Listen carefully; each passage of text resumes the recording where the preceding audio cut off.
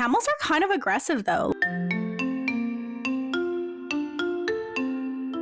You know how like traditionally you throw a coin into the Trevi Fountain? Yeah. So in lieu of that, because there's no water, everything's under renovation, there was like this little pond. It was just a really gross experience trying to remove and put in my contacts without running water. I realized that a lot of the insecurities and or things that I have are me projecting onto others what I think of myself. Now we wake up and we don't feel the same as we did when we were 21. Welcome back to That 30 Show.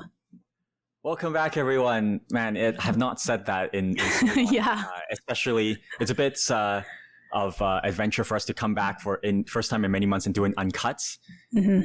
Because no editing means that not only are we out of practice, we can't edit it all out. So thanks everyone for bearing with our, I don't know. Hiccups. I know I had to look in the mirror today and be like, welcome back to That 30 Show. Like I forgot how to say it. Yeah. Yeah, exactly. But yeah, it's been a while, and we apologize, but we acknowledge that the break is longer than our usual breaks. Unfortunately, we're not quite ready to resume, and if and when that happens, we're also not quite sure what it will look like. But we realize it's been a while. It's a new year, so we thought we'd just drop in, do a quick uncut update episode, share a bit about some of the exciting things that have been going on, and we'll tell you at the end sort of what we think this year might hold for our pod. But until in the meantime, I think we have some like key vacation updates. But like, Happy New Year! Like, how's life? Yeah, I was just thinking our last episode was sometime in October, and right now it's January. And since then, I think both of us have like done one bigger traveling adventure. But first of all, I would like to just manifest, because it's January and the past 2 years have started with me getting food poisoning. And so this year, this year I am manifesting a healthy gut and no food poisoning or flooding of any kind in January. Oh, flooding of your apartment? No, yes. Not in the washroom. Not you on the toilet. Flooding of my apartment, because that also did happen in January. So we're starting off January chill is my goal. Do you take probiotics? I do. Oh, okay. All right. Well, yep. I was trying to be like, oh, fun tip. That helps digestion health thing. Yeah. I just realized maybe like, I don't know what it is. Maybe I just can't eat like raw things anymore. I just gotta have everything cooked. No raw foods. But yeah. Well, is that because so you didn't get food poisoning right now? It's a new year, so that's a good change. But is that something that happened on your trip? That is something that happened on my trip. Yeah, I was going to talk about it a bit later, but okay. I had food poisoning quite recently, actually. So I don't know. This is not a very nice trend or a great way to start the podcast. But well, you took a leaf out of my book, which is you got really sick on vacation. Not really sick. You got like food poisoning sick on vacation, which is when I came back from my vacation recently. My friends who know my history, they're like, "Oh, so you didn't get sick this time, huh?" Yeah. I know. Hospital? What? You're back. I feel like without any sick days? What? I feel like it happens very often, which sucks because you want to be able to like do things on vacation, but I think it's just inevitable because you're eating and drinking things that you're not usually doing, so it's inevitable. But maybe I can start with my vacation recap, and then you can talk a little bit about yours. So I think that's sort of the main topic we want to go over today, is just sharing a bit about our travels, in case anyone is curious about going to the same locations, or anyways, it's just a fun highlight, I guess. I have a few things I want to talk about in regards to traveling when you're 35, which I am now, and traveling during the off season, which is not as common. But where did you go, and what I don't know, what takeaways, what highlights do you want to share with everyone? Yeah, so I left, I think shortly after our last podcast, so sometime in October. I went with one of our friends, actually. So we did Europe. I did Spain, Portugal, and then I traveled by myself for the first time, which I will get into. For the first time? For the first time, yeah. It took you so long. I know. I don't She know. has too many friends. Like everyone, I don't have enough friends. I gotta travel by myself, or else it'll never happen. For G, it's like I have too many friends. I've got to find a way to travel by myself, or otherwise I will never get a chance to travel by myself.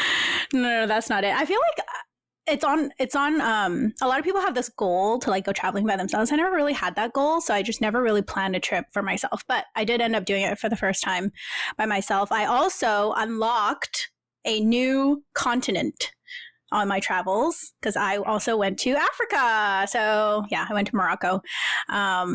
So it's a very like there was a lot of different things on the trip, very different like locations.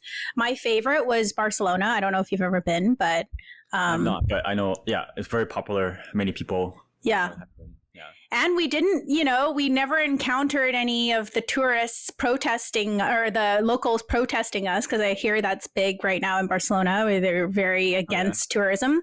Xenophobic. Yeah, it's like all over. There's like graffiti and everything everywhere. But yeah, Barcelona is my favorite. The architecture, like the history, and it's also a really big city. So there's lots to do. I feel like I probably could have done another week or so there.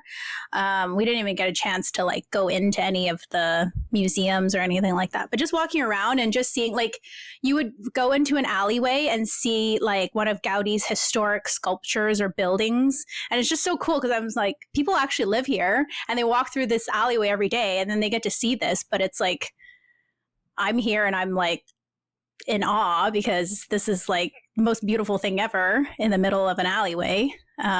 So I feel like we don't have art like that here, so. Yeah. No, for sure. That's something that you get in Europe where it's like, oh, wow, there's so much personality in everything, especially the architecture. And you go back to like Richmond. There's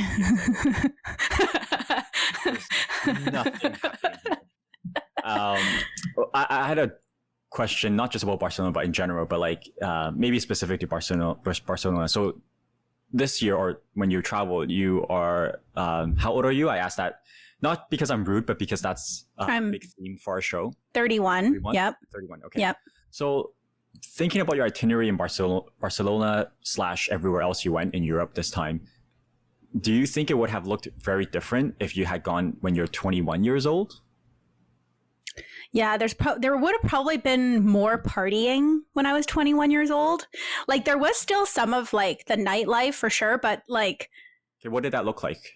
The nightlife for you? Years old. It's not necessarily less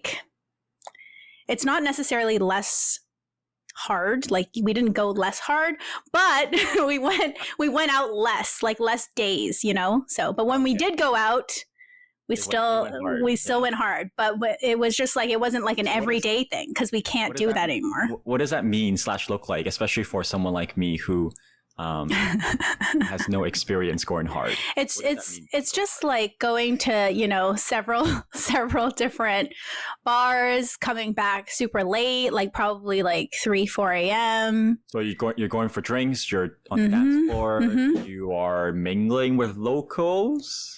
Well, the places that we went were pretty touristy, so it's more like mingling with tourists. But yeah, locals, tourists. Right on by tourists? Maybe. Yeah, I mean, that's not... Not really. Yeah, they're just really late nights. But like we can't do that every night because then now we wake up and we don't feel the same as we did when we were 21. So your interest in that sort of activity has not really changed. It's just your capacity to do it at volume or whatnot is a bit less. Yeah. And there's just like, we just want to be able to take advantage of the day and explore more. So there was more day activities and less nightlife. But it was a good healthy balance still. I feel like and when you're older you typically have more money to spend, so you can go to more like things that require money versus just like, I don't know, walking around the city. Do you remember something you did in it doesn't have to be Barcelona, but I don't know, you're kind of on the topic of Barcelona, but in general, like what's something that you did that you just almost would never have been able or could have stomached financially when you're 21? I think it's like the food, actually, because I think when we were traveling, like when we were younger, we would just find the cheapest food possible, like McDonald's or whatever fast food is around.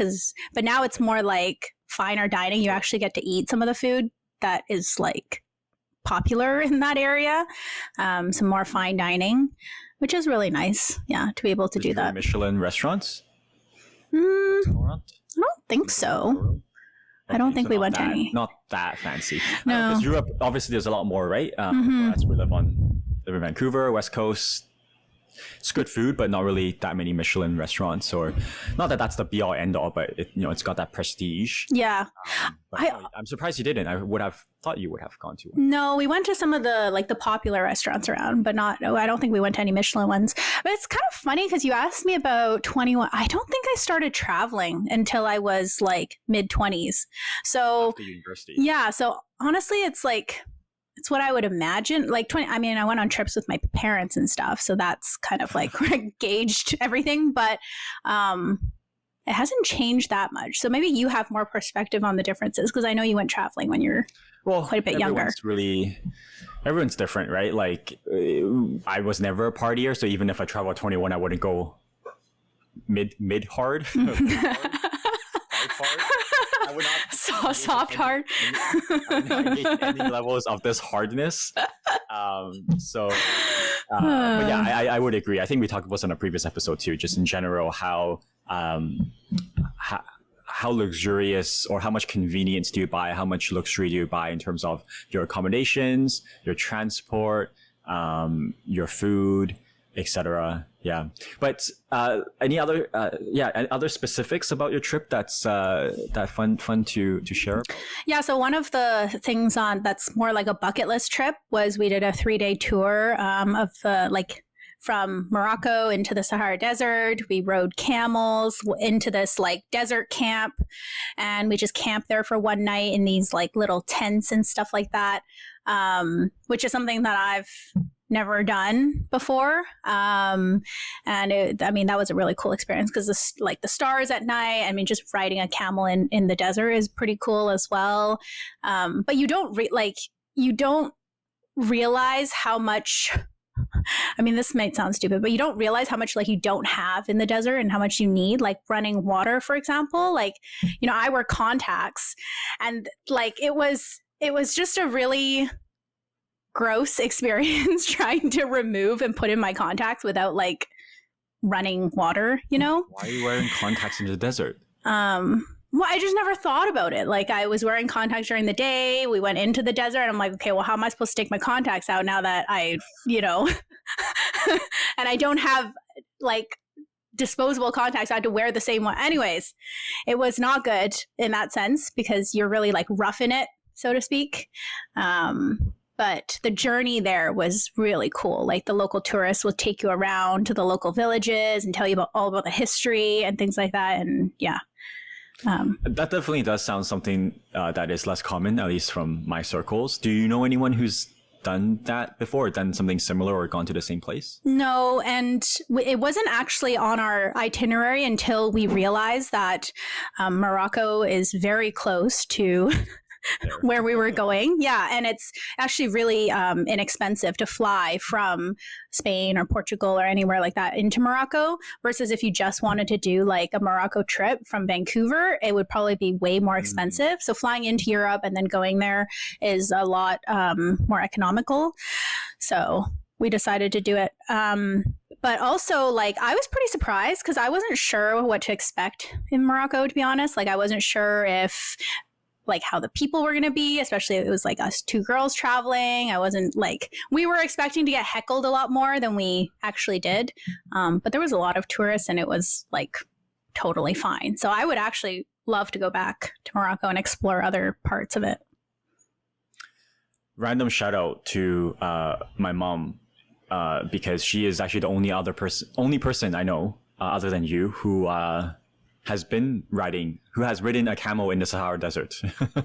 Oh, Yeah, she's been to the Sahara. But in general, the point is, yeah, it's pretty, That's awesome. rare. Definitely a bit of a bucket list item. Sounds very much up my alley. In terms of, there's no party there. There's no club, no alcohol, but a lot of nature. I like that. Well, the night camping can get pretty crazy, you know, around the fireplace, everyone's looking for beers and stuff. Yeah. Did you see the Milky Way in the sky? Probably. Yeah. I asked that just because anytime people talk about looking at the stars, it's, I think, easily the most beautiful sight I've ever seen in my life. The couple of times I've been lucky enough to see it, and it just takes your breath away. It makes you feel so small, and it's so pretty. And essentially, it's what you see when it's clear enough. So when it gets a bit clearer, you start to see a bit more stars. But when it gets even more clear and you see even more stars, you get to a point where you see so many stars that you actually see like this more concentrated band of white stars or whiteness that's more bright, that's more dense with light, kind of across the sky. And that's our like Milky Way spiral galaxy around us, showing. And you only see that when it's very, very clear, but it's very beautiful. Yeah, I don't know if I saw exactly that, but I do remember because we had to get up at like the crack of dawn because we wanted to ride the camel into the sunrise. We did that like riding into the sunset. We'd want to do a sunrise ride. And I remember just walking out of my tent and being like, holy crap, because the entire, like you see the entire sky and it's just filled with stars. And I feel like I don't even see that camping because it's just not, there's like light still and it's not never really dark enough. You're like in a snow globe or something where it's just, I just doesn't that make you just want to do more like outdoorsy nature it makes me feel so like small. I'm like, there's just such a big like world around me. It's very cool. And then like watching the sunset watching the sunrise from like a sand dune on top of a camel, like that was pretty cool. Nice. Camels are kind of aggressive though, like they did you piss one off? No, but the way that they stand and like sit down is like really, really abrupt. And it like when you're sitting on one, if you don't hold on tight, like you will fall. Like one of the ladies actually fell off the camel, which is like pretty scary. She fell head first into the sand. I shouldn't laugh because it was not funny. Well, it wasn't holding on tight enough, I guess. So it just launched off the camel. But it's pretty abrupt. So that was probably like the bucket list part of my trip. But other than that, after that, I got food poisoning from the Moroccan desert chicken. And for the rest of the trip, that was like for the next 2 weeks, we were poisoned and could only stomach rice crackers, Jello, that kind of stuff. So that does remind me. All the times I had food poisoning, it was at the end of the trip, or I was going back home or something like that. I can't imagine having the bulk of that recovery take place while I'm overseas. Yeah. It was like first week we were fine. And then for the next 2 weeks, it was like I wasn't good until I got back home. Because it's not like you can really eat home cooked meals, right? To like try and get better. There's no like congee or anything like that. So we had to continue eating the local food and then it would just irritate our stomachs even more. So yeah. One time I was in Cuba, and that's where I got really bad food poisoning. I went to the hospital and everything, and it's fine. Like I was not. It's bad in the sense of like how bad it feels. You're up all night in the washroom, etc. All that fun stuff. And we were staying in I don't know if you call it an Airbnb, but we're staying in a privately owned space. So I guess a bit of an Airbnb. And I remember the lady who spoke no English, and I think they speak Spanish. I'm not sure. I can't remember. Anyways, so I could barely communicate with her, but she was so nice. She was so kind. She obviously, knew or understood sort of what was going on with me. And then, so you speak of home cooked meals. So yeah, I was actually lucky enough to have home cooked meals because Oh, wow. she's, not just the fact that she's a mom, but she knows how to make white rice. Yeah, so yeah. So I was like, oh, this is what the doctor said I need to eat. Yeah. And you make this for me. That's really nice. They would normally have made other stuff, right? I think they would probably prepare breakfast or something, or dinner, or I don't know, maybe upon request, or you pay an extra fee. I can't remember how it worked, but essentially she just made me food, and I was able to eat very plain because I was living at home. Cool. Yeah. Yeah. No, that is pretty important. So it wasn't until I got back home. And so I kind of like missed out on food, like trying foods for like 2/3 of my trip, which is something that I look forward to on a vacation, but that's okay. Like I was able to walk around still. Like I wasn't bedridden, which is like a huge bonus. Cause at least I could still explore.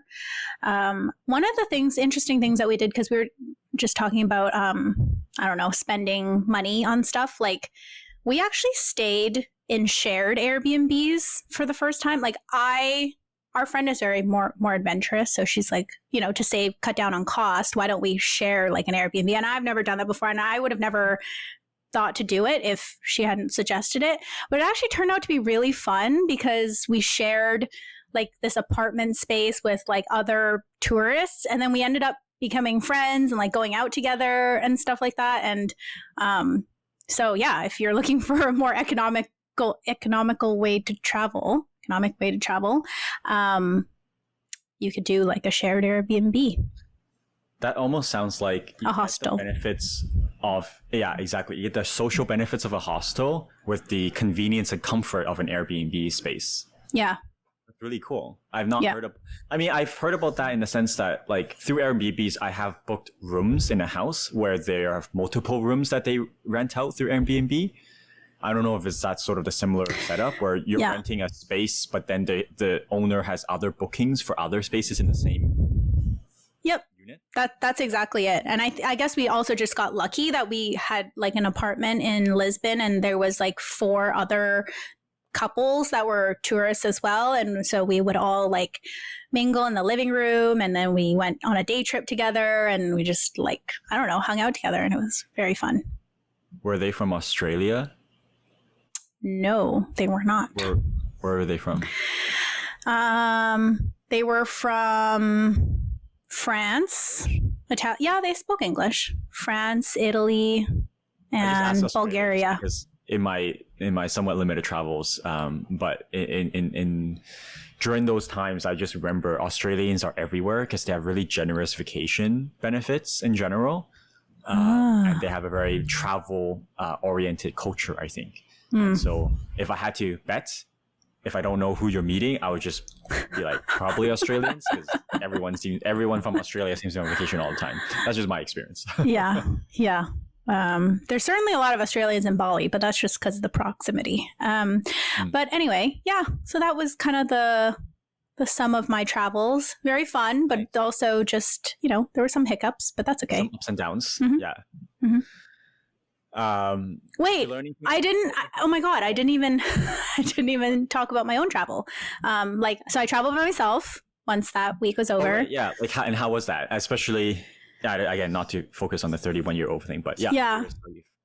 I really enjoyed it. Like I did miss our friend, like traveling together, but I also really enjoyed not like just doing things on my own time. Like I could do whatever I want, whenever I wanted. I booked tours and like ate when I felt hungry and walked around if I could, and like relaxed when I needed to. So it was really fun. Okay, so obviously this is completely subjective, but for what it's worth, in my opinion, for me anyway, solo travel is almost no cons compared to traveling with people, except, so I think every aspect, solo travel is better. You can do whatever you want at your own pace, stop whenever you want, go whenever you want.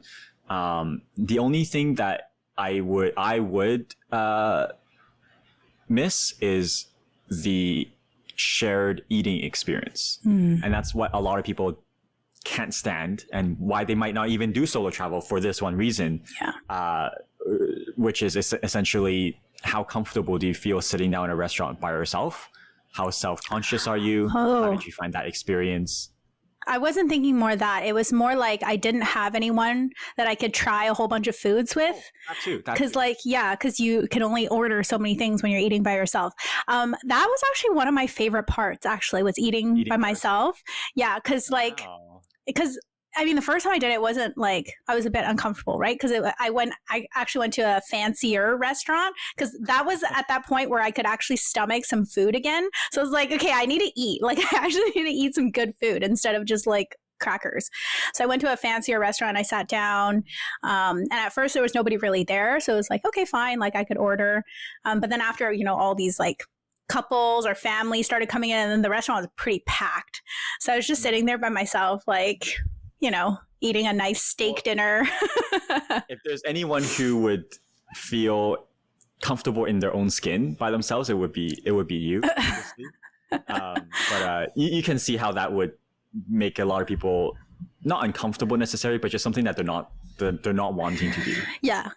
But I almost like, it was kind of like a fake it till you make it kind of thing. So I was like, looking around at all the couple, like trying to observe people, trying to like smile and pretend that I just like really enjoy eating alone, which I actually did. But after the first time, it like gave me this confidence. I was like, I could do this. So then like, every night I would take myself to dinner, essentially. It was fun. Confidence is a good word. I think some people are actually just straight up scared for whatever reason. It intimidates them to have to do that. Or there's some, I don't know what it is necessarily, because I think for me, it's if there is any hesitation, it would just be the self-imposed sort of social stigma of like, this loser, and not wanting people to think that. I know I try to.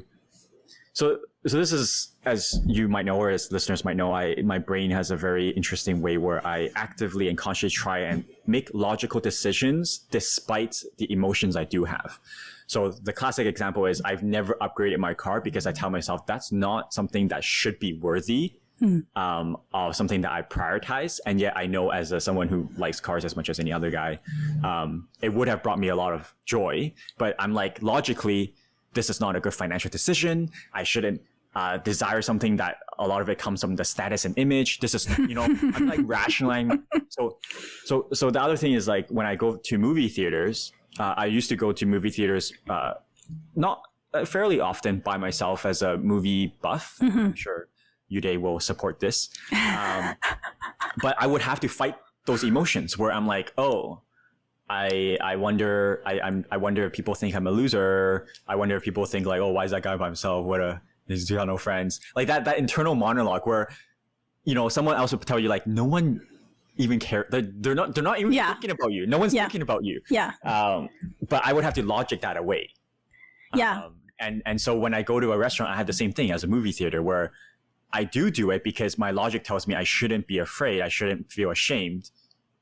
But there is definitely a part of me that does feel slightly embarrassed and or self-conscious and wanting to, as you said, I don't know, fake it till you make it, but you kind of want to appear as if you're unfazed. Like, I'm fine by myself. I'm happy. I don't need friends. You have friends? Good for you. I don't need. Yeah. Well, I mean, that's totally it. It's all about the outside, what other people are thinking of you. Like, that's what makes you feel some type of way, because you're like, oh my gosh, they might feel sorry for me that I don't have like an eating buddy. But when I actually thought about it, like I didn't feel lonely. Like, I was perfectly fine eating by myself. Like, it was fine for me. So, but I don't know. I feel like it's all in your head. No, like when I see other people eating by themselves, especially at like a fancy establishment, I'm always pretty impressed because I'm like, that's cool. Yeah, like that's a G. Okay, I know there's a lot of people like that, but I feel like G is you as in your personality. It doesn't surprise me that you have that positive, non-judgmental. Do you see people think, why are you such a loser? Okay, not that extreme, but a lesser version of that. Yeah, I think I do. Really? I mean, I can't help it. I don't know. I judge. People judge. I'm a more judgmental person than others, I'm sure, but I think it's human nature to judge. And I do realize something. This is a random reflection, but I realize a lot of the things, it follows this pattern where I'm like, oh, I wonder if this person is thinking this about me. Oh, I wonder if this person is, judging, thinking that I'm a loser or I have no friends. Or like, let's say it's another situation, right? Where, let's say you're late to something, and then you're like, oh my gosh, I wonder if they're going to be, if my friends are going to be annoyed at me or think I'm irresponsible because I'm late. The running thread here that I realize is that a lot of these these insecurities or these challenging thoughts stem from not what other people are thinking about you, but it's how you think about yourself, and therefore you project it onto other people. So if I see someone in a restaurant by themselves, the logic part of me would be like, don't judge. The emotion part of me about like judging really hard. And so because I do that for other people, I therefore judge myself in that same, because I judge myself that way, or I judge others that way, I therefore think others are going to judge me that way. So like, for example, you are often on time for things, or rather are early, and you really prioritize that for whatever reason, for different reasons. And if you're late, you might be really hard on yourself, or you might feel very stressed, or you might think it's a big deal. And so maybe you will then therefore project that onto other people, and then you might assume that other people will also have similarly, not negative, but like have a reaction or opinion on you being 10 minutes late, where maybe they literally didn't even realize it's been 10 minutes and it's not a big deal at all. I've just reflected on that a lot, where I realize that a lot of the insecurities and or things that I have are me projecting onto others what I think of myself, and assuming therefore the other person must also think that of me. Does that make sense? Well, that's the only way, like, I feel like that's the only reason why you would think that, though. Like, if that you can even come up with that is probably because it's a thought that you had previously yourself on somebody else. Yeah, like, why would he even think that of others if that's not what, like, why would you think that person thinks that of you if you didn't begin to think that of others from your own mind? So I like to kind of think like, oh, where does this like insecurity or fear of judgment come from? It comes from ourselves, I think. Yeah, there are some exceptions that I found in my life. I think that's like generally true. There are some exceptions though. Like, I hate being late, but I actually don't really mind when other people are late. So I don't know. It's like, it's like a pressure that I put on myself. But I think generally you're right. There's just some exceptions. But the other thing I will say is it was much easier to do that because I was in a foreign country. Like, I know nobody knows me, nobody will ever see me again. Like, it was easier to just do that. If you asked me to go out to dinner by myself in Vancouver, I don't know. I'd have to give it some thought. Okay, and that's interesting, right? It's like, okay, why is that different? Yeah. Well, we know why, but like, why does that make a difference? Yeah. Like, I've just never done that. I don't know. Yeah. Should it? Maybe this year I'll challenge myself to go and eat dinner by myself somewhere in Vancouver. I don't know. Okay, so that's the end of my travels.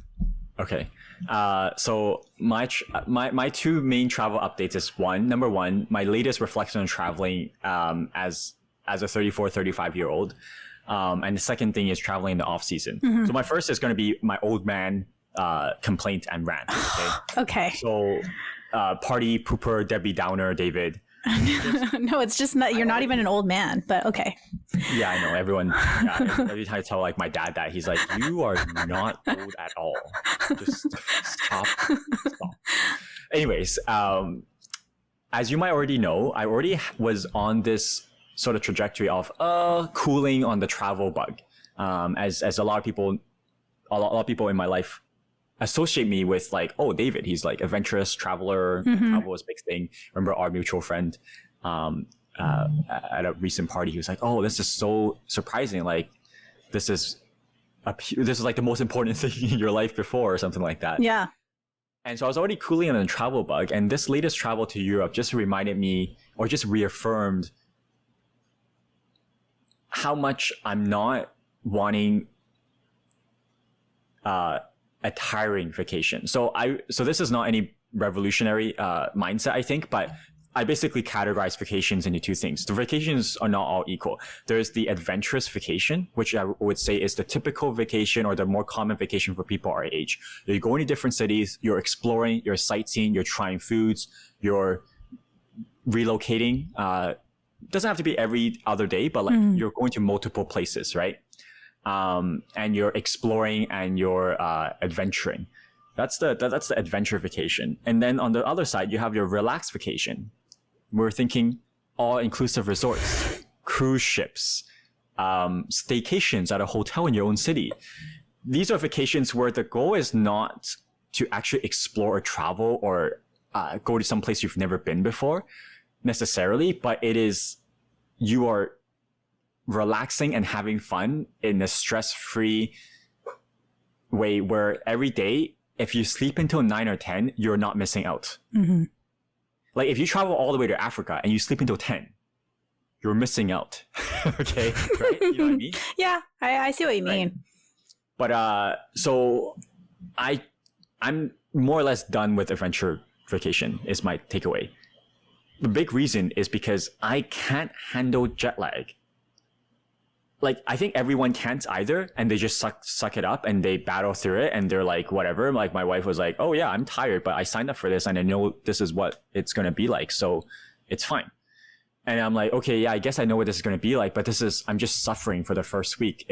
I feel miserable. I'm so tired. I can't enjoy any aspect of what I'm doing. And I just feel dead. And, you know, jet lag affects everyone differently. And perhaps it affects me more than the average person. But I just find that experience of the first few days or first week when you're still adjusting to jet lag so unpleasant, because I'm not spending that week in the hotel adjusting to jet lag. I'm going full on, right? Because, and this is my conclusion, which is I can still travel only when I'm like mega rich, so that I can go for as long as I want, spend the whole first week adjusting to jet lag. Like that's the itinerary. The first week is adjusting to jet lag. Yeah. But then I can't do that right now because I have limited time with limited money. If I'm going to be in Paris for 3 days, I'm not going to spend the first 2 days just sleeping it off, right? I'm going to go right away to start exploring and traveling. I can't afford to not carpe diem that shit, right? Mm-hmm. Mm-hmm. Yeah, so it's just so unpleasant. I don't want to push through that jet lag. It's not like I was so tired. I was so exhausted. I'm like, this is not a vacation. I feel miserable. Yeah. That's so unfortunate that it's the jet lag because I can see if you're out doing stuff all the time, if you're having late nights, like, you know, out, your body can't handle it. But when it's the jet lag that gets you, that sucks. Because like most places you go, you're going to have jet lag unless you just stick to North America. Or Exactly. That's also why my conclusion is like, I don't want to go anywhere where it's like more than like 3 hour difference anymore. Oh my gosh. Well, has there been a pattern, or is it just this trip that you've had just like severe jet lag? Because sometimes it's just the trip and you just like your flights just didn't work out in your favor for some reason, you know? Yeah, usually. Yeah, I mean, it definitely was worse this time than any time before. I ascribe that to just me getting older, but maybe it was just a one-off.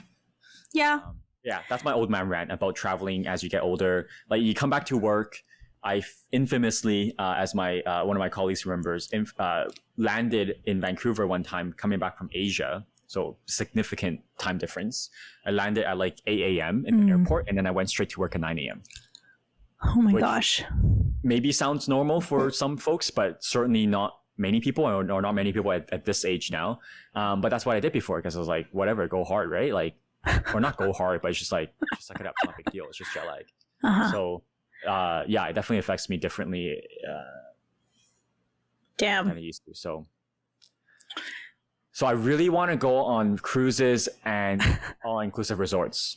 Where you can just relax. See, this is like, when I first met David would not go to an all-inclusive resort vacation. I specifically remember him being like, why would I go? Because when he went to Cuba, I was like, oh, are you going to go on all-inclusive? He's like, why would I go Mexico and Cuba. I think I asked about like an all inclusive. He's like, why would no? Why would I go to an all inclusive? No, so my first ever travel by myself, I went to Mexico to Cancun. It was my landing destination, and Cancun is world famous for its all inclusive resorts. And I remember feeling bragging almost about how like, oh, I went to Cancun, but like I was very quick to clarify with people that, oh, no, I stayed in Cancun for like half a day. I just got the heck out of there. I'm not there for the resorts. I'm actually there to travel because I'm cultured and adventurous and young. And so I was like, yeah, I changed hostels every single night. I went to a different city every night. I went like 6 hours west of Cancun to another city called Merida. It's like the cultural capital of Mexico. Ooh, I'm so fancy. Look at me. I'm so much better than everyone else. Yeah, no, I'm not that anymore. But I used to be very snobby like that. Yeah, I'm just thinking like the David that I first met would never have gone on an all-inclusive vacation, and in fact hated on all-inclusive vacations, but look at you now, all grown up. Exactly. Anyways. Okay, well, jet lag aside.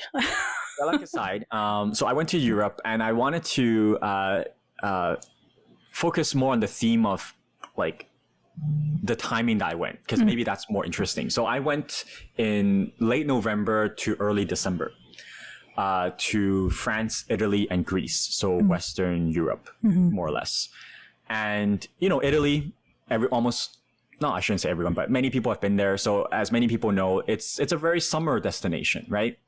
And all of these, I Googled this right before. I was just double check when is the off season for all these cities. They all said November to March. Yeah. So I'm like, okay, yes, this is officially the off season. So it's not as common to go in the off season for various reasons. And I wanted to kind of share some of the key takeaways of traveling to these places in the off season.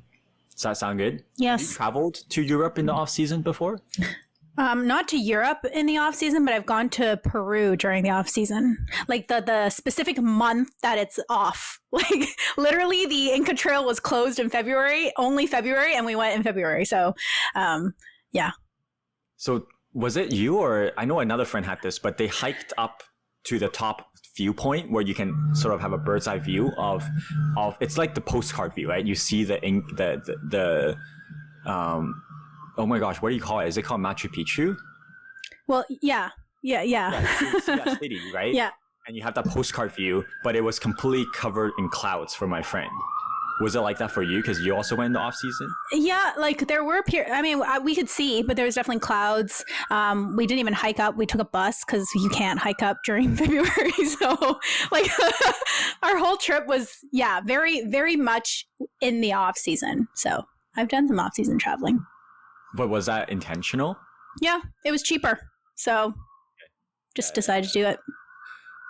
So in no particular order. So we went, as I said, in early December, essentially. What was really nice, though, was that when you go in that time, at least to some places in Europe, you have a very different vibe in the sense that you have the very wintry Christmas vibe going on. So all these big squares or central city squares that you go into, plazas and whatnot, they all have Christmas decorations and Christmas trees, and there's a very nice festive atmosphere.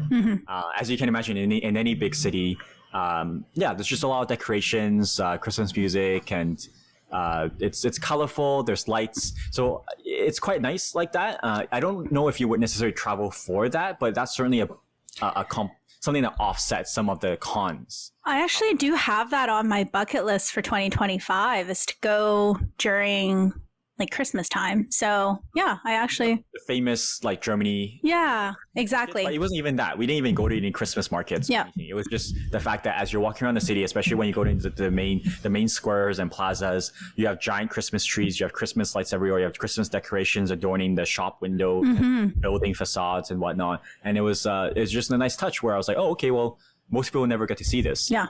Because that's not when they come. So that was nice. A big con, however, I'm maybe just fluctuating between pros and cons here. A big con that you might not even think about or realize, but it actually had a huge impact on the entire experience, was the fact that during this off season, which is winter time, essentially, the hours of sunlight you get is very, very different and much shorter. I don't know if it was like that in Peru, but when we were in France and Italy and in Greece, sunset was around 5 p.m., maybe 4:30, depending on where we were. That's very early. Yeah. Okay. And when you're traveling, a lot of the times I would think that you need sunlight. You don't need it for museums, but you need it for sightseeing. You need it for walking around the city. You need it for, I don't know, if you're in Greece, you want to take a boat tour, anything like that, anything outdoorsy. Yeah. Sunsets at 4:35. So if you're waking up late and you're like finished, you wake up, you go find some brunch, you're done lunch, it's 1 p.m. You're like, all right, let's go exploring. All right, it's like, Yeah. you got 3 hours left. Get on it. Yeah. Sun is setting. That's the one thing about traveling during the off season is that because like in the summer you would have like 4 or 5 extra hours to explore anything you want because there's still sunlight out. When it's dark out, I mean, there's still stuff you can do, but it's just like even your mood. It's like you don't want to like be out because what is there to see? And then if you go indoors, it's like, well, you can eat. And then that's pretty much it. So for us, our day really very much ended with the sunset. Because not only is that sunset, that's also general business hours for like 5 p.m.-ish, right? So most museums are going to close around then as well. So it's not like you can go to museums either. And so our day was done. And then we'd be like, all right, I guess we'll eat an early dinner. And then we finished dinner. It's like, okay, well, what else, right? Even though I'm tired, it's a lot of these days, it would have made sense to try and do more, but there's literally nothing. There's nothing to do. Yeah. Nothing like we're done dinner at 7 p.m. and we're like, all right, let's go back to the hotel. Yeah. Whereas in the summer, you would never do that because the sun is still up. You'd be like, oh, let's just walk around for a bit. Yeah. It's one of the trade-offs about, there's definitely good parts about traveling during off season, like the cost of everything, and there's not as many tourists. But that the trade-off is definitely that you just get less time too in a day to be able to go out. I would say that is actually probably top 3 reasons why I wouldn't travel in the off season. Is that like it has such a huge impact. Let's say you want to go on a day trip, or I don't know, whatever. It's like, okay, but yeah, everything is affected by it. You don't want to do anything dangerous. You go on a hike. You do anything. It's like, okay, well, the sun sets. Like, I don't want to come back in the dark. It's harder to find your way around, etc. But again, let's go back to the pros. This isn't anything crazy. I think everyone knows this, but it was just so stark. All these museums I'm going to, all these main tourist attractions, so often I get there and I see these signs with like a QR code or like a website address saying, oh, scan this to get a ticket. Skip the lines. Oh, order this in advance. Book in advance. Skip the lines. And I'm like looking around like that John Travolta meme, like what lines? There's no lines. And I'm there's no lineups. At most, there's a line, and I get in like 5 minutes. Yeah, 10 minutes. that's amazing. Time. Yeah, I know this is places like the Louvre or like other really popular destinations. I'm like, what lineup? There's no crowds. I remember going through I was in Vatican City. I was going through like this famous hallway thing with like paintings and stuff, and it's very beautiful. And then the tour guide that we had signed up with was like, oh, like you guys take a photo. You usually can't take a photo because usually it's like the New York subway in here. You're like literally shoulder to shoulder. Yep. You're like you're packed in like sardines. But for us, it still felt crowded in the sense that you had to wait for your moments to find your spot where you can take a photo with no one next to you. But the fact that you can even take a photo in that hallway with no one next to you apparently was like a minor miracle because they're like, this is never the case. I think I have a picture of what you're talking about and it's packed. It's like sardines in a can. Yeah. Did you go to Vatican City? Yeah, I did. It was very, very packed in there. Yeah. Yeah. So that's nice, right? Like we were at a sunset spot in Italy. It's Cinque Terre. And it was like the spot, right? Where you see the houses on the cliff. So nice. There was no clouds in the sky. We saw the sun was setting. Like you can see it just, going along the horizon line. It was just picturesque to a T. And there was like maybe like 15 people there. Wow. Which maybe sounds like a lot, but it's not. Yeah. Yeah. And so we don't have to jostle people around to get photos. But and it's not just getting photos. I just realized for myself anyway, I wouldn't enjoy these places as pretty as they are if they were crowded.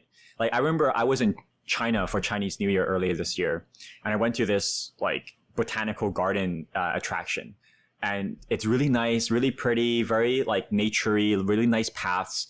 But we were packed like sardines. Every pathway, I was like shoulder to shoulder with people. And I was just like, what am I looking at? Yeah, like this is not enjoyable at all. Yeah. And so the peace and tranquility you can get traveling in off season, I think is really underrated. Especially if you value that. Like okay, let's say you went to Venice, right? Venice, when did you go to Venice? What month? May. Okay, so that's not peak season, but starting to be ish. Yep. Was it? It's not considered off season, right? It's not like peak season, but it's not like super off season. I think there were starting to be more tourists, but it's not like peak in the summertime. Yeah. Do you remember, like let's say in the middle of the day, you're walking along every street, every street's like an alley almost, right? Yeah. Because they're quite narrow. Yeah.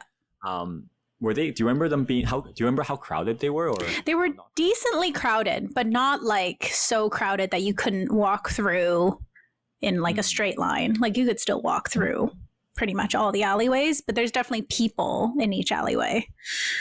Yeah. So for us, when we're in Venice, especially at night, but not even just at night, like, so let's just put it this way. At night, you could go, there's like maybe one person per 100 meters of the street. So it's more or less empty. So it's very nice. It's very quiet. You get the ambiance of the Venetian streets. Yeah. And during the day, you never have to like walk around someone because it's just so sparse, the density. And so I think when I'm trying to enjoy these historical sites and places, it's so much nicer when you actually, because I think when you're in a crowd, it kind of takes you out of it. It takes you're less immersed in that historical or cultural moments because you're constantly reminded that you're just another tourist at a tourist location, and it's not that interesting, or like you're not that special. But when I'm going to these places and I'm like the only one there, I feel like I'm stumbling upon some gem. Yeah. And it's also like, the pictures that you see online and like in Google Photos or whatever, they're like, there's nobody there. So like, that's kind of what you expect when you go there. Exactly. And then you see all these people. It's like the expectations versus reality thing. And it's like, this is not what I came here to see. Why are there so many people here? Especially at the tourist that TikTok thing where like you have the flute music. Yeah. And then it's like off music. Yeah. When you see the lineups and stuff. Yeah. The last general sort of insight I have is that on the flip side, what we notice a lot, and I don't know if this is specific to the off season, or maybe because they were preparing for some events coming up. Like I think they had a jubilee in Rome or something coming up this year, but we saw most or a lot of the major attractions and buildings under renovation. And that was one of the things we really sort of did not get lucky with. A lot of the photos, either I just didn't even take a photo, or we took the photos, but you're taking photos with scaffolding. Yeah. Because like everywhere we went, everything was scaffold. There was like scaffolding everywhere. And then I was just like, my wife and I was like, oh, I guess because no one's here, so they're going to do the construction now, but I'm here. Yeah. It's another one of those things like where you see pictures and there's nobody there, and then in real life there's like such a crowd there. It's the same with the scaffolding. I find that a lot in Europe too. They're always doing renovations, but it's like you go to like, for example, the Trevi Fountain, right? And then you're like, wow, it's supposed to be the Trevi, and there's like ladders and stuff all along the fountain. You're like, what the heck? When I went to the Trevi Fountain, this is in Rome, it was under construction, like under renovation. It wasn't even on. Yeah. And you can't even take a photo of it, really. Oh gosh. It was so sad. You know how like traditionally you throw a coin into the Trevi Fountain? Yeah. So in lieu of that, because there's no water, everything's under renovation, there was like this little pond that you could just throw water into. It's not part of the fountain. It's just this like, I don't know, this random square that they filled with water. Yeah, it's like a bucket. Yeah, they're pointing here. That's so funny. So that was a drawback for sure. How was the weather during off season? Yeah, that's a good question. That was a point I was going to make. But yeah, very quickly, for us, we lucked out. So I don't want to say that this is something that like, oh, don't worry about it. It's overblown. It might not be. I fully went there. I was trying to like prime my wife's expectations accordingly. I was like, it's going to be raining at least half the time. Like expect this, like whatever. Just do like, that's how I like to approach life. I like to be realistic. My wife is completely different, so she doesn't like it when I do that. But for me, I'm going there expecting it to be raining almost all the time.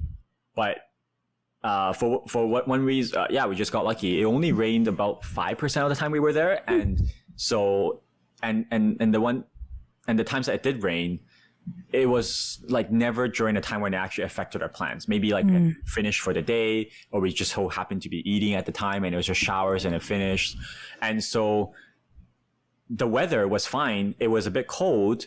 Like in Paris, it's cold. It was very cold in Paris. Yeah. It's less cold in Italy, and certainly much less cold in Greece when we went there. And by early December, it's still not that cold. But you know, I live in a cold country, and so I'm used to that.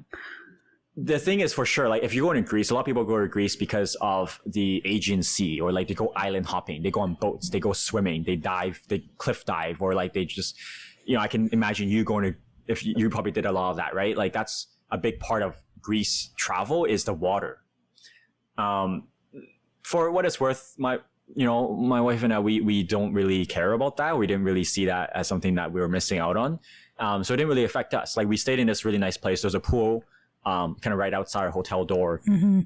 And yeah, it's a bummer we couldn't use it, but I think it was a 50% chance that even if it was summertime, we wouldn't have used it either, because we're just not really like swimming people. Yeah.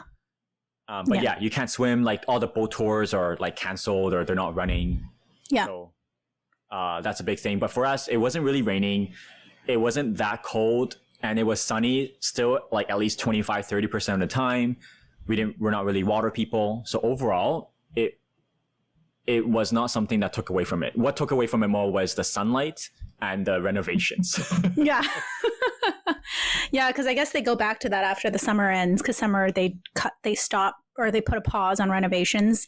But yeah, I think it depends on what you're going to do, right? Like if you're going to go there specifically for something that has a specific season attached to it, like when it's peak, then obviously that won't work. But if you're just going there to like sightsee, I think off season is good. I think in terms of off season, I would probably recommend like the other side of the off season. So like spring, I feel like that might be better because you have more, like the days are getting a bit longer. The weather might be getting a bit better. And it's not like peak season, where peak season in Europe, I hear, is actually like, it's extremely hot. You can't walk around anywhere. It's super touristy. So, you know. Yeah, like that's what I've heard too. Like my sister went to Italy in August, and she's like, I would not do that ever again, and would not recommend that to anyone. Yeah. Because they didn't even want to be outside. They were so hot that they didn't want to like touch each, like, you know, hold hand. You know, yeah. Even that, you're just all sweaty. Yeah. And there's no shade, and so you're at constant risk of like having a heat stroke or whatever. Yeah. There were moments when we were in Italy and Greece, especially when it was a more busy tourist attraction, and it was fairly warm, and we're just like, oh my gosh, can you imagine being here when it's 20 degrees hotter and it's packed? It was already warm enough for us, especially in Rome. It was like, oh my God, I'm so glad that we're here in summer, because it would be just miserable. It'd be so hot. Yeah. I'd much rather be cold, because you can actually bundle up and still walk around. When you're too hot, it's like literally impossible. You have to stop all the time and try and find shade or cool air. Did you manage to find any Asian food in Europe? Well, that's the thing. Yeah. Like if you're, you know, not everyone listening is Asian, but for what it's worth, if you have a certain like, culinary proclivity or preference, and it doesn't match your destination, that's certainly been my experience going to Europe, is that I don't vibe with European food. It's certainly not European food if I have to eat it, you know, twice a day, 14 days in a row. Yeah. because there's just a lack of vegetables. That's my problem. There's no vegetables. I was like, you guys, I think my friend sent me a meme or something that was basically talking about like Europeans just spent all their time on history and culture, which they have a lot of, and they just didn't have enough time to figure out how to cook vegetables. They don't have yummy vegetables. It's just salad. Tomato sauce doesn't count. Yeah. So because of that, we actually, and my wife and I are not actually not foodies. Contrary to the average person, we're not foodies, and so we ended up finding out the local Chinese restaurant. Yeah. In every city that we went, and we went almost at least once every day for one of the meals. Yeah. Because that might sound like but like no, we're still eating at least 50% of our meals local. Like, but like we get that. We had that a few times. Like we get it. Yeah. We get what it's about. Just enough. We need vegetables. We need to poop. Like, how do people poop here? Like, how does the digestion work? I don't get it. So we did find Chinese restaurants. Yeah. And they were not half bad most of the time. And like every day we're just like, I guess we're going to go back to Asia Club, right? There's a restaurant called Asia Club on Santorini, and we went there like three times. Yeah. No, we're the same. I'm the same. I need some. After day 2, I find is my sweet, like 2 days. Yeah. After about 2 days of non-Asian food, I definitely need some noodle soup or some congee or something like that. So yeah.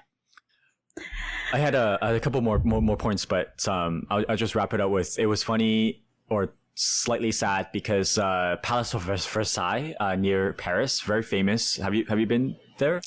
I don't think I went. I went to Paris on my solo travels, but I was just there for a day or two, so I didn't go. Okay.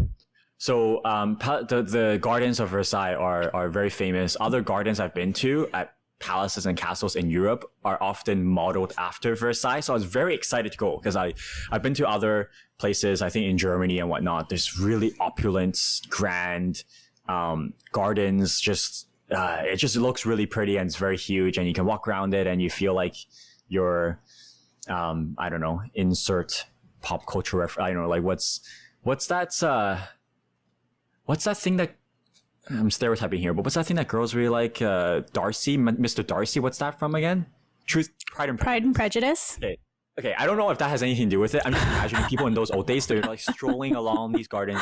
So you can do that, right? Like you just feel like you're going back in time. You're like a king or a queen. And I had actually a pretty good experience with that in some of those big palaces and gardens in Germany when I went a few years ago. So I was expecting like just to have my jaw on the floor when I went to Palace of Versailles, because all the other ones I've been to were based on Versailles. The first hint that it was not going to go that way was when my wife was like, "Oh, I didn't buy tickets to the garden. The garden requires additional tickets." And I was like, "What? That's the whole point. That's the whole point. I'm coming to the palace to see the gardens." But when we went, we realized, oh, the garden is included in the ticket price. Huh? Why is it included in the ticket price? So when we went to the gardens and we looked out and we're like, oh, this is why it's included in ticket price, because it's the off season and there's nothing to see. There's nothing blooming. It's a wasteland. We literally went to the gardens. It was so cold and windy, but not besides that. We looked out over the garden space. It's like mud.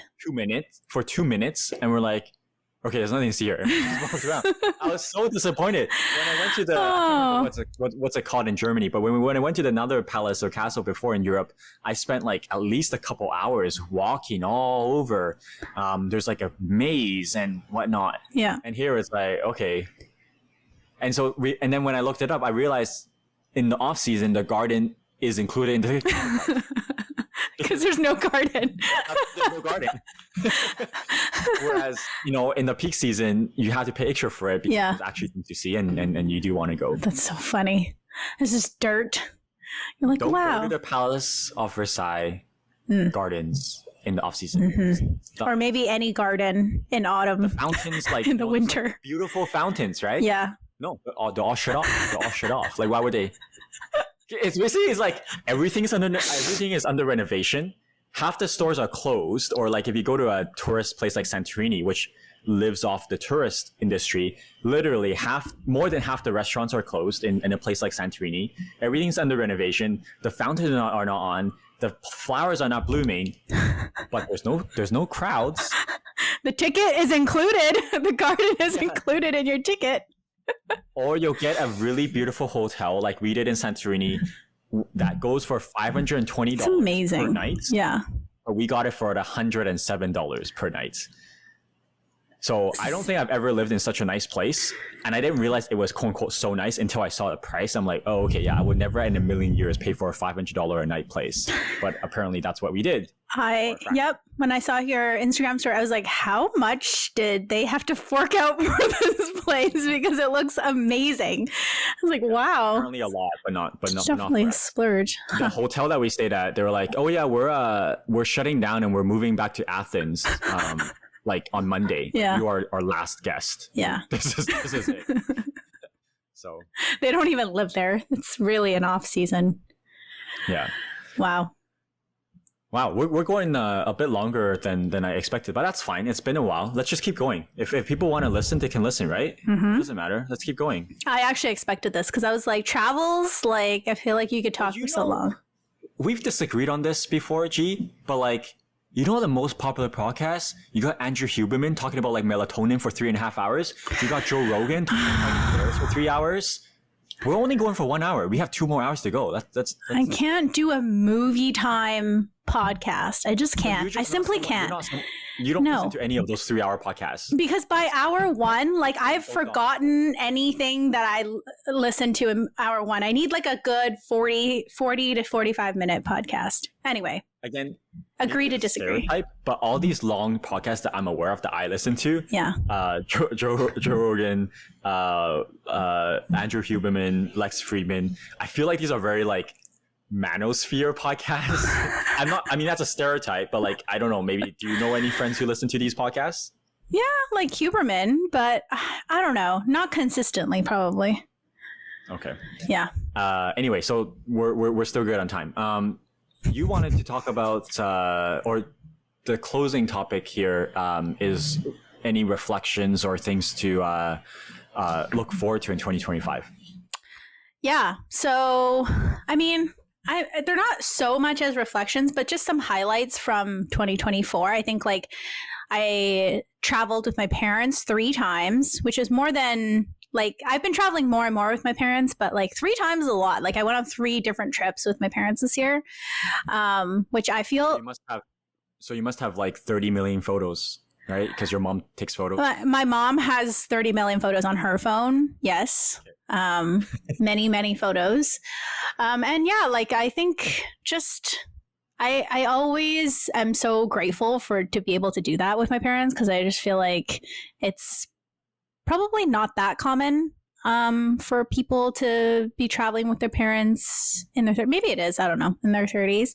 And also just like going to places that like I've wanted to go, but like I haven't been able to find people to go with. Like it's more like traveling through BC.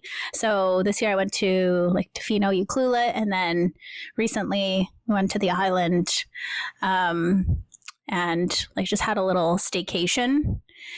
And I was like, wow, this is just so nice. So I hope to continue that in 2025. Although like after 2-3 days, I'm like, okay, I need to go home.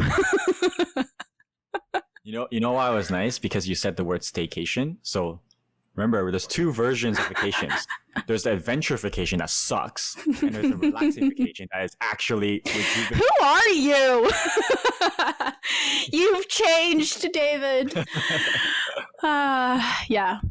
But you're right. I don't know how many people in their 30s would travel regularly with their parents. Yeah, I mean, maybe there's a lot, but not in my circles, not that I'm aware of. Because normally you would go with, either friends, partner, family. Or even solo, like family. I don't know. When do people usually travel with their parents? Like, I guess when they're young. I travel a lot with my family up until university, right? In high school, primary school, we travel a lot. Yeah. That is, I mean...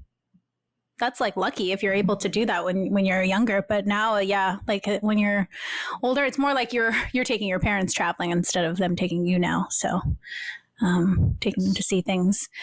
Yeah, my Euro trip was a big one. I hope to travel more next year. I want to do more of Asia next year. So Japan is on my bucket list. I also really want to go back to the motherland, visit my extended family. Which province would you be going to? Dalian.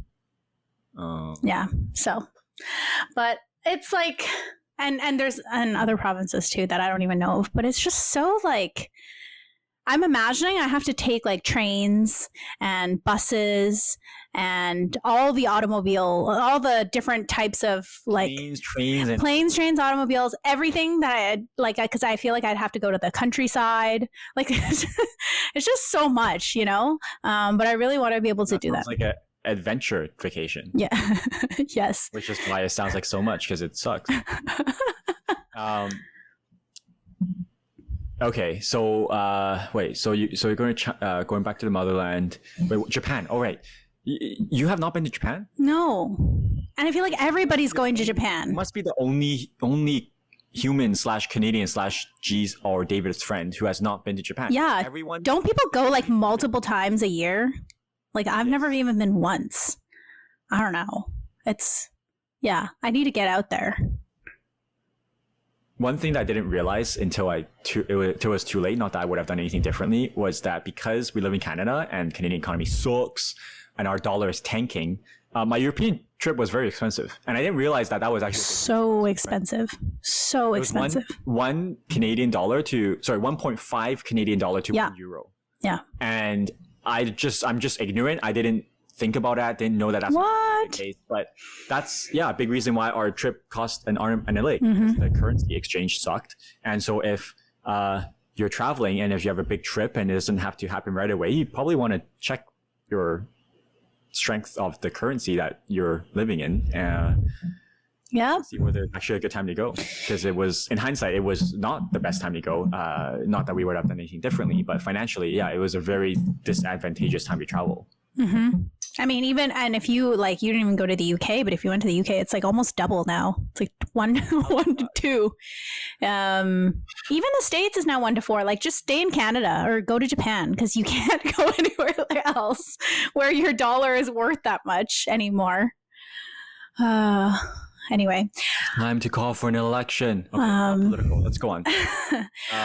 Okay, one of my favorite things from this year was going to the Taylor Swift concert in December. I mean, there's not many things that I could say about this other than it's like the best concert that I've ever been to in my life, and That's saying something, because you're a concert girly and you've been to a ton of them. I went to 6 concerts this year, but Taylor Swift takes the cake. For sure. For like every single concert I've ever been to. Like I knew it was going to be good, and it still exceeded my expectations.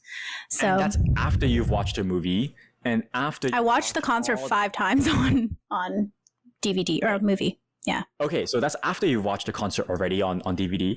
And DVD, is that still a thing? Isn't that? DVD. You're really showing your age here. No, I'm kidding. No, DVD is not really a thing anymore, I don't think. It's not a thing, yeah. And that's after you watch all the people posting about it when it first happened in Toronto or in LA or whatever it was. And then you went. So it's kind of like,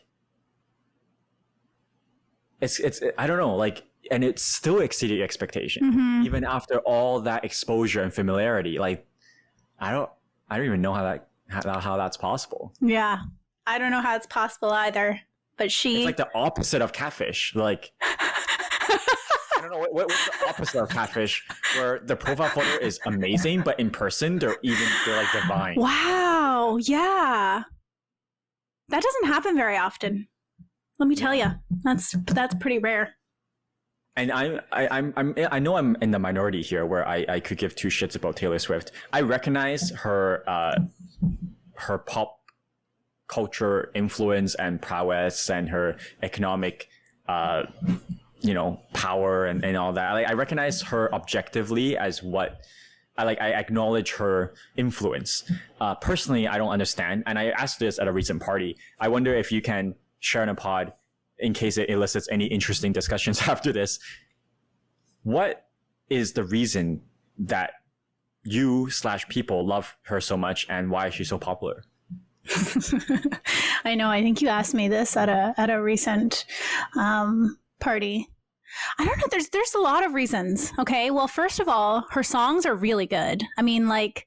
Okay, what does that mean? They're really good. Like, what does that mean? They elicit a feeling, and it brings you back to like where you first heard the song. Like once you hear the Taylor Swift song, and once you like really listen to the lyrics, it like then puts you in that time and place and space. So like when you listen to that song or whatever, it like takes you back there. Okay, so that's the only Taylor Swift song I can remember off the top of my head right now. We're never ever getting back together. When you hear that, what does it take you back to? It takes me back to like, I think it's high school days maybe, or no, it might be like first year university when I first heard that song. But it like reminded me of how every single person, once they like heard that song, started making music videos for it. I don't know. That's the one thing that I remember is that song was so popular that everyone started making music videos, lip syncing to that song. It's just fun, you know? And like her community, like having like a community of Swifties to like talk about her music and talk about what album she might release next and stuff like that. Like it's just so fun. I don't know.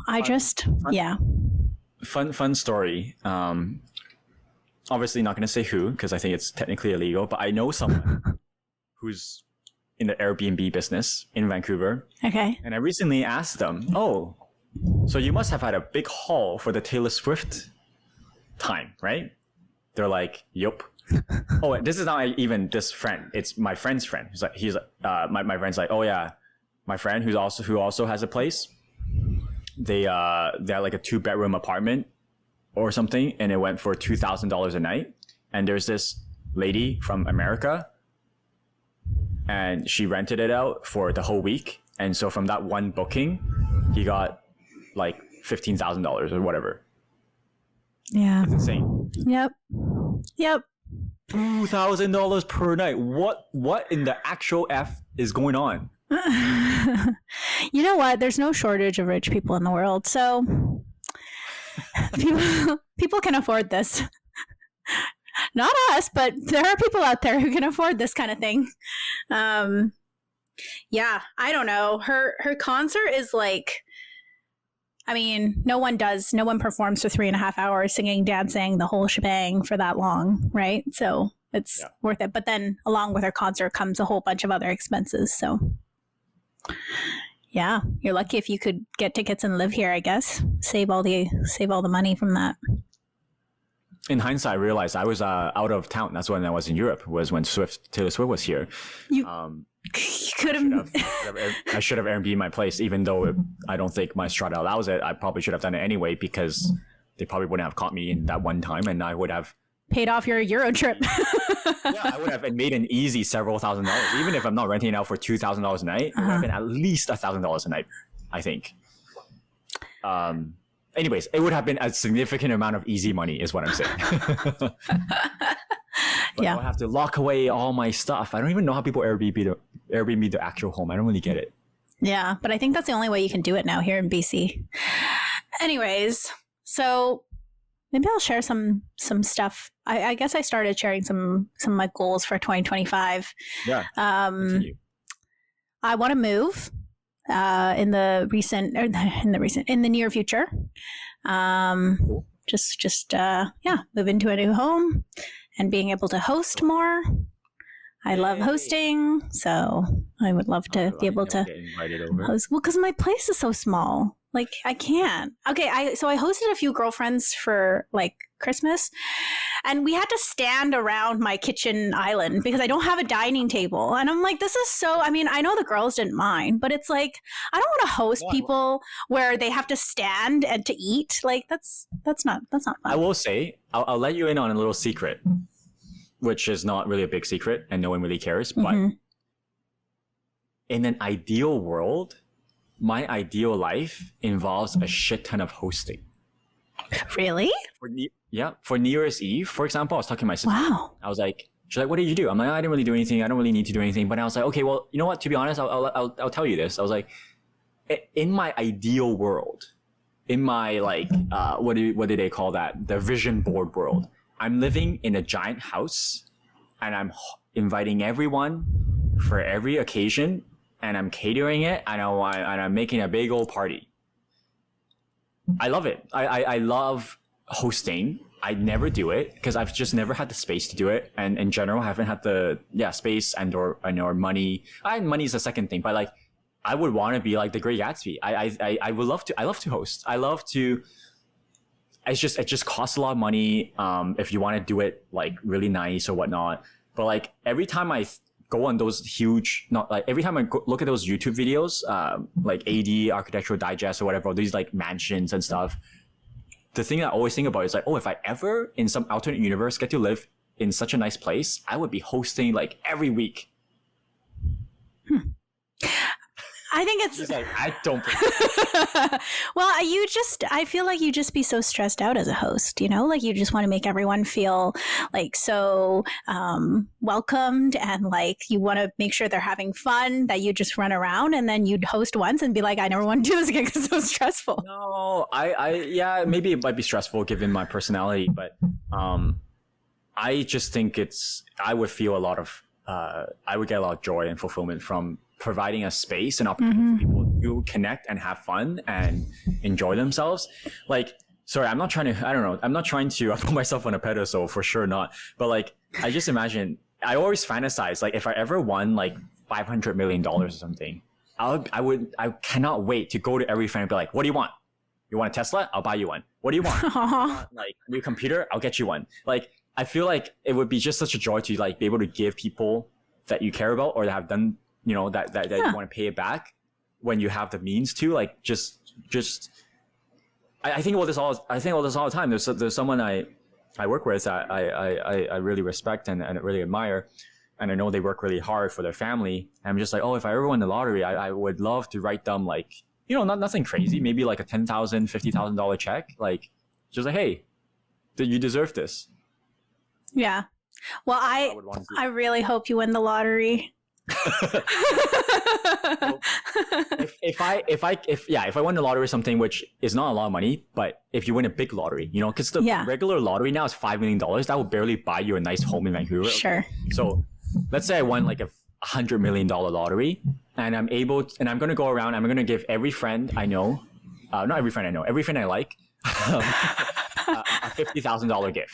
Okay. That's fair. So what would you request from me? Oh my gosh. Okay, for you, I might give $100,000 gift. Okay, $100,000 gift. What do I give? What do you want? 100. Well, that would just go towards my down payment, I think. Like, I don't want anything. Yeah.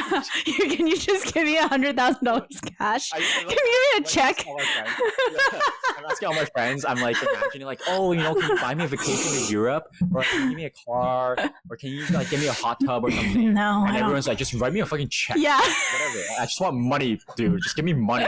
Just plain hard cash. That's so funny.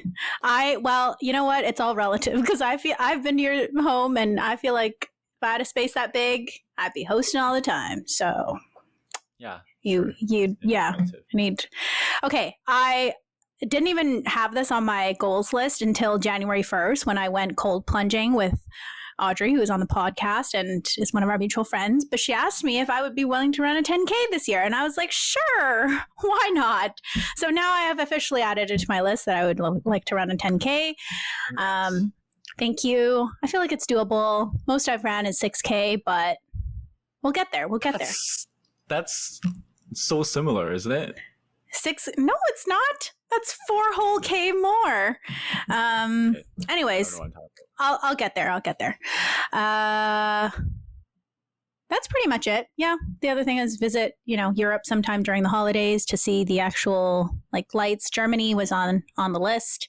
I want to go on another diving trip. So a lot more traveling and some, personal goals too. Nice. Yeah. Well, I hope that all happens for you. Thank you. I will And- work on it. Yeah. And I hope I win the lottery and I really hope you win as well. I'll try to manifest this for you. Do you buy lottery tickets? No, not maybe like once a year, depending on something happens or the occasion comes up. Okay. I might do it, Well, that's usually step one to winning the lottery is you got to buy a ticket. But you yes. know me, like the buying lottery is a categorically and logically worst way to spend money. It's literally just throwing money away. So, but that's the rational side. Now, because I want money a lot more than I used to in my past, I realized the benefit of lottery, which is that you're not buying a lottery ticket, you're buying hope. Oh man. Which is why only poor people buy lottery tickets, because that's the only way to survive this miserable capitalist life that they are not winning at is hope. Sorry, that's funny, but like I genuinely believe that that's how it works. Like that is the value of buying lottery tickets. Is that if you're not poor, but like let's say if you're working class or even middle class, and you're not owning a business or anything like that, you have no way to scale up your earning power to the point where you can easily have millions in your savings. The only way out of this, paycheck to paycheck life, is the lottery. And so I think having that hope is valuable. Buying that hope is a way for people to find there's some value in that. Do you ever buy lottery tickets? I do on occasion. Like I buy it if it's easy. Like if it's just there, and I see it and I'm like, it's like catching my eye, I will pull the thing off and yeah. But I mean, I'm not like a frequent lottery ticket buyer. I don't have goals per se for 2025, but I have a few tweets that I really liked that I wanted to share about some philosophies. And it's not my intention to rain on your parade at all, but you're gonna do it anyway. Okay, go do it anyway. It's not personal. It just so happens that this is what's going on. Yes. Okay. But the long story short is that my goal is to not tell people about my goals. Okay. Why? Okay. So the first quote that I saw on Twitter, and this is not something that's I've heard for the first time, but I certainly like how some of these people have phrased it, and it was recent. So I was like, oh, let me share on the pod and see what people think. Okay, so here's the quote. It's like a short paragraph. Okay. Buy land in secret, build the house in secret, then do the housewarming party with publicity. Date in secret, propose in private, then marry in front of a crowd. Let your haters only see your reality, never your vision, or you will have division. In a game of chess, you don't speak, you just act. The only time that you ever speak when playing chess is to say checkmate. Life is like chess. Don't broadcast your intentions. Act quietly. Keep achieving. Your achievements are your checkmate. What do you think about that? I've seen stuff like that before. Yeah. I mean, it's exactly. You've seen stuff like, do things in private or whatever. And like, don't. Okay. So here. Or like, don't talk about what you're going to do. Just do it. Yeah. And then tell people when you've done it. Yeah. Because the people say like, oh, it's an easy dopamine hit to tell people what you're going to do, but you're not actually achieving anything. Yeah.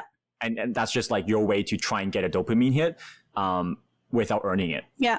Anyway, so here's my thing why I don't necessarily love that as much. I like the idea of it, but the thing is, if I don't tell people, I'm not going to do it.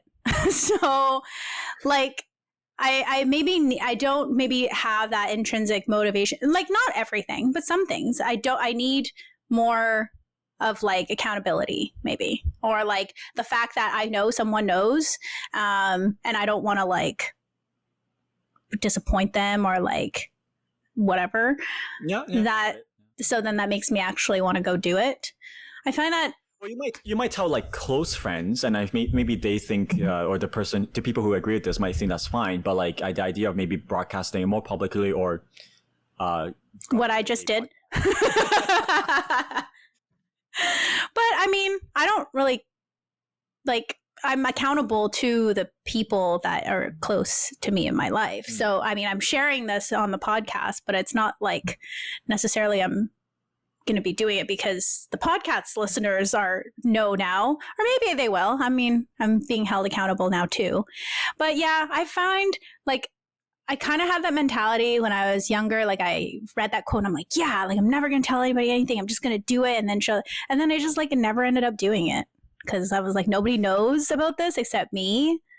I'm just no, but they don't know. But you can tell them once it's done. Yeah, but then. Because how many times have I told people, oh yeah, I'm working on a board game. I'll be done this summer. I literally did that this year. I'm working on a board game. I think I'll be ready to play test it this summer. Hasn't happened. I did that like a few years ago. I'm working on a board game. I'll be done this summer. Hasn't happened. And I'm just like, shit, like just shut the STFU, David, and just like do it, and then you can tell people. Because yeah, I guess it's where your motivation comes from. Like, I don't think you really care maybe what people like think, whether you finish the board game or not. Like if I feel like if I said that, I'd be like, oh shit, now I gotta go do it because I told people I'm gonna do it, you know? Yeah. So for what it's worth, like I respect your take 100%. There's no right or wrong way, but like I resonate with this, and something that I want to try and do is I want to try and focus more on my actions, share less about my intentions or what I'm doing, and like. Because that's something that is my weakness, is that is action, right? And I don't want to dilute my progress or achievement by thinking I'm getting things done just by telling people what I'm trying to get done. So that's the first thing. The second thing, I might just play this clip from TikTok, so from X. Oh god, it sounds so obnoxious to call X, so I won't. So I'm going to play this clip from Twitter. I don't know how the sound quality is, but is that all right with you? Yeah. Okay, it's a 30-second clip. One by the British Prime Minister Benjamin Disraeli from the 19th century, which was never. So he's saying like, oh, what's your favorite quote? He's like, oh, it's by this Prime Minister guy. Complain, never explain. Never complain, never explain. And what it means is, don't complain about life. Don't explain what you're doing or why you're doing it. Just do it. By whining and complaining, all you're doing is making people think bad things about you, looking weak. You know, and when you complain a lot, you have a mindset where everything is kind of a potential complaint. Stop whining and stop explaining yourself and just do things in the world and let your actions speak for themselves. What's your favorite quote? So, similar theme. Any thoughts? I mean, I like the no complaining. I think that's always a good something like good thing to live by, because I feel like I kind of believe in that energy type thing, you know, what you're putting out. And so complaining a lot of the times it's negative energy, and, you know, might make you feel better talking about it, but in the end, it's not bringing that positive energy into your life, you know? So this is another goal I have, because I think I have to work really hard on this. And if I'm being completely transparent here and a bit too honest, a bad habit I want to try and get rid of is seeking pity. I think there's a lot of times when I complain, or I will share like something that happened. Let's say I had a bad night's sleep. Oh, I'm so tired. Oh, I feel a bit sick. Or like, oh, you know, this thing happened at work, or, you know, my friend said this.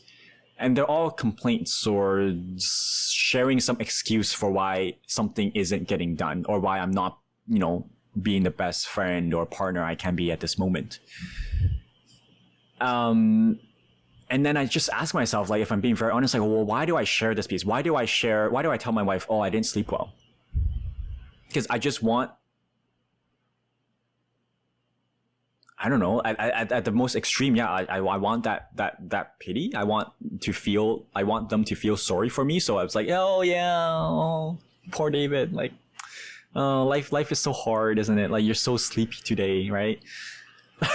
But like, I don't but is there anything else to that? Because at the end of the day, everyone has life is hard. And I think something that why this resonates with me particularly, it might not work for everyone, is because I have the same problem. I lack action and I seek that excuse too much. It's like, oh, if I say this, then it justifies my lack of action. If I share this reason, then it justifies why this hasn't happened. Well, if you want reasons for why things are not happening in life, you'll never stop finding reasons, because the other saying, like, nothing worth having comes easy. So life is gonna be a series of shit being thrown your way, and if you want to tell people or explain or complain about something, of why something is the way it is or why it's not the way it is, etc., there'll always be something. But at the end of the day, what matters is, okay, so okay, fine, well, what is it then? Like, what's gonna happen? What are you actually doing about it? Because it's like, yeah, like, if let's like, I want to become I shouldn't say, a bit vulgar. Anyways, so I just want to be less I want to be more like that. Like, complain less. I guess if you're looking for an excuse, you'll always find one. So it's like, I don't know. There's a time and a place for it, I guess. But like, what do I get from telling someone? Let's say I go to badminton, right? I go badminton, and I'm really sore because I just went to gym yesterday, so I'm gonna suck at my games. But I want people to know that, like, oh, I'm not usually. You're not on your A game. Yeah. Yeah, I'm not on my A game. So like, I tell them, like, oh, I'm so sore today. So what? No one fucking cares. At the end of the day, you're gonna play like you're gonna play. No one's gonna go easy on you. No one's gonna be like, oh, whatever. It's just, let your actions speak for itself. And if you're sorry, try your best. Whatever, you try your best. Who cares what people think? So like, it's a bit like a defense mechanism sometimes, because it's like, you're like, I gotta like justify, and like, you haven't even played. Yeah. Justify why I'm not achieving the results I want to achieve. Yeah. And I want other people to not judge me for it because I'm judging myself for it, or something like that. I don't know. Yeah. Damn, we've come full circle from eating by yourself and having people judge you for it, and then having that go all last. Speaking of pity, like, the last quote that I'll share is maybe a little bit traditional, like, gender stereotyped here, but you don't have to read it that way. It's directed to a man, but if it applies to you, that's great. The quote is, be a man who can go through a breakup, get fired from his job, be in debt, and still say, I'll figure it out. As a man, never seek pity, ever. And I see that, and I'm like, oh shit, like, yeah, I want to be more like that. I want to just, like, I want to, I guess, because I say that because, like, obviously, part of the reason maybe this can come to our closing point, but part of the reason we're going on a break for a long time is because I have other things I need to attend to, and life has its challenges right now. But like, whatever, right? Like, everyone's got shit they're dealing with. It's not the end of the world. Puts everything in context. I'm really lucky. I've got a lot that a lot of people would want that they don't have. So I just want to have this mentality. Don't complain as much. Don't share my intentions and goals as much. Just do it, act, figure it out, solve it, get at it. I like that. That's like a really nice pep talk for yourself.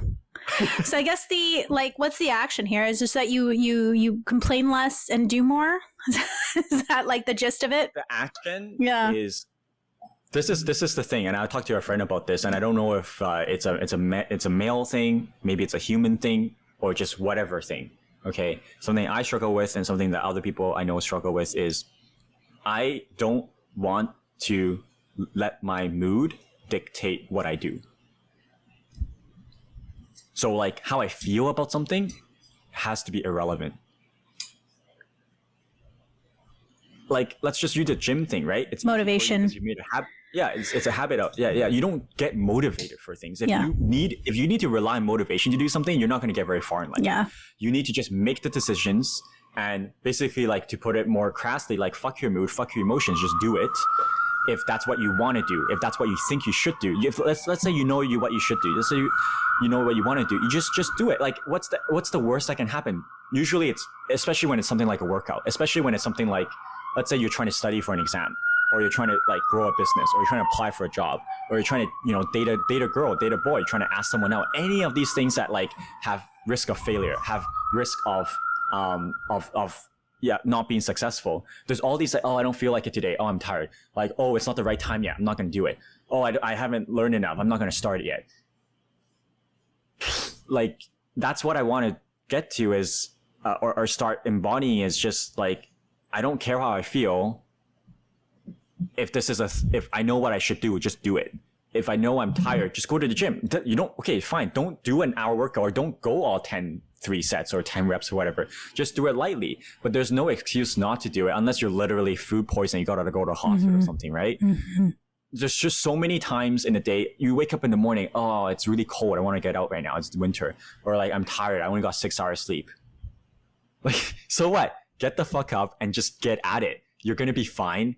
And I think for me anyway, the more I let that voice dictate what I do, the more that allows this, my identity to succumb to this comfort zone person where I'm so used to letting that voice dictate what I do and what I don't do that it's like a snowball effect where I'm at the very far end of that and it becomes much harder to resist that voice, to resist temptation, to resist comfort. But if I can get into a habit of basically F my mood, F my emotions, just do what I'm supposed to do, then hopefully life will be because, here's the quote, right? Life will be hard choices lead to a hard life. Sorry, hard choices lead to an easy life. And easy choices lead to a hard life. Both paths involve difficult experiences. Either you suffer the pain now and enjoy the benefits later, or you have empty pleasures now and you suffer in the long term. Well, which one is it? You suffer both ways. And so I guess I want to try and get myself to a point where I can more consistently suffer now and enjoy the benefits later. You're probably generally much better at me than this.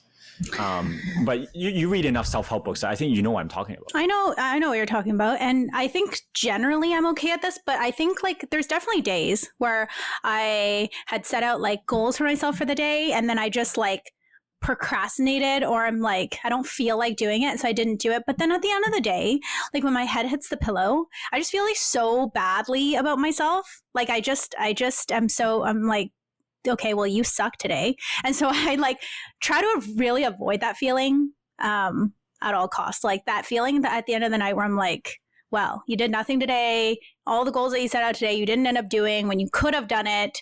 And if you had done it, you would be so much more like proud of yourself when your head hits the pillow tonight. And so like, I really try to avoid that feeling. So like, it's either there's like a reward at the end of it, or like you're trying to avoid like the bad stuff at the end, you know? So for me, it's almost like avoiding the negative stuff at the end of the day when I haven't done what I set out to do for the day. So, that's kind of how I go about it. But yeah, I think I've read enough like self-help books to know that it's like all about the action.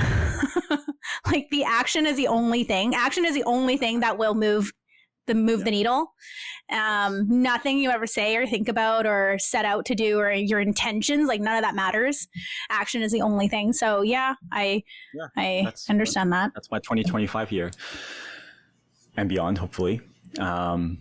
All right. That's nice. That's all I have to say for now. Okay. I touched upon the break thing. So as you all know, we don't know when we'll be back or what that will look like. The goal is to come back in some shape or form. But yeah, we just want to drop this update because we know it's been a while and just to share that the break will go on for at least a time longer. But trust me, when I'm back, I will have a lot of juicy updates. So juicy. Oh my gosh. Wow. So juicy. But, keeping on the theme, I'm not going to tell anything until it's done. Nothing's done. So keep our audience on their toes until you come back with juicy stuff. Okay. Oh yeah.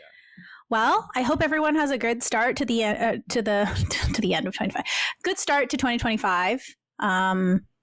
May your guts remain healthy and all that good stuff. Actions lead the way. Exactly. All right.